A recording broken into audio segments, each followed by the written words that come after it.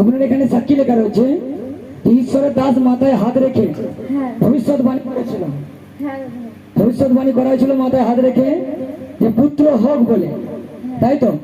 আর আপনি কি নিয়ে দাঁড়িয়ে আছেন? পুত্র নিয়ে দাঁড়িয়ে আছি। हालेलुया, उसकी महिमा पर बंधन टूट जाएंगे। हालेलुया। আপনি কি এর আগে ট্রাই করছিলেন সন্তানের জন্য? এর আগে ট্রাই করছিলাম বলতে মানে হতো না, সত্যি কথা বলতে হতো না। আমার মেয়ে 7 বছর, একবারও হয়নি। কিন্তু এখানে এসে ঈশ্বরের দাস মাথায় হাত রেখে ভবিষ্যৎবাণী করেছিল, তারপরে পেটে চলে এসেছে। তারপরে বলছে পেটে চলে এসেছে। আর আমার মেয়ের বয়স 7 বছর, তার আগে একবারও মানে হয়নি। দেখুন উনি এতটা ঈশ্বরের কাছে চাইছেন, কিন্তু দেখুন প্রভুর মহিমা আজকে সেই দাসের সেই মধ্যে দিয়ে পবিত্র পরমেশ্বর কাজ করছে। যখন মাথায় হাত রেখে ভবিষ্যৎবাণী হচ্ছে, চাও তুমি প্রেগনেন্ট হবে, আর তোমার ভবিষ্যৎবাণী করা হচ্ছে যে তুমি পুত্র পাবে, সেই সন্তান নিয়ে তুমি মণ্ডলীতে আসবে। দেখুন আজ চিহ্ন, আজ চমৎকার। হালেলুয়া, দেখুন হালেলুয়া। যখন দেখলো পাখি ঝোড়া,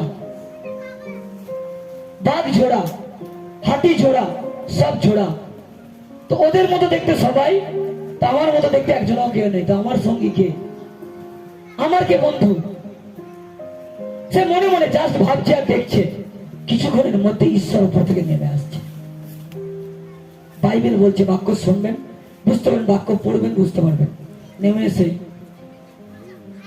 আদম, আদম তুমি কি করছো, কি ভাবছো? এই কথা বলার পরে বাইবেল বলছে আদমকে ঘোর নিদ্রায় তাকে শুয়ে দেওয়া হয়, তাকে ঘুম পাড়িয়ে দেওয়া হয়। ঘুম পাড়িয়ে দেওয়া হয়, এমন ঘুম পাড়িয়ে দেওয়া হয় সাংঘাতিক ভাবে। কারণ সে কে ছিল? ঈশ্বর। পাশের ব্যক্তিকে বলুন, আদমের কাছে ছিল সর্বশক্তিমান ঈশ্বর, আর সে আদমকে ঘুম পাড়িয়েছিল। আমেন।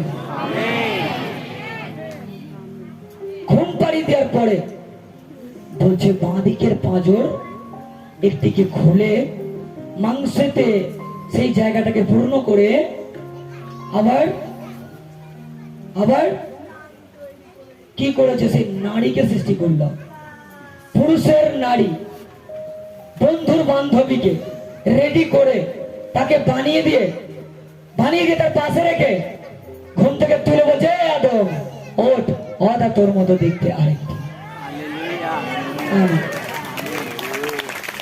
হালেলুয়া।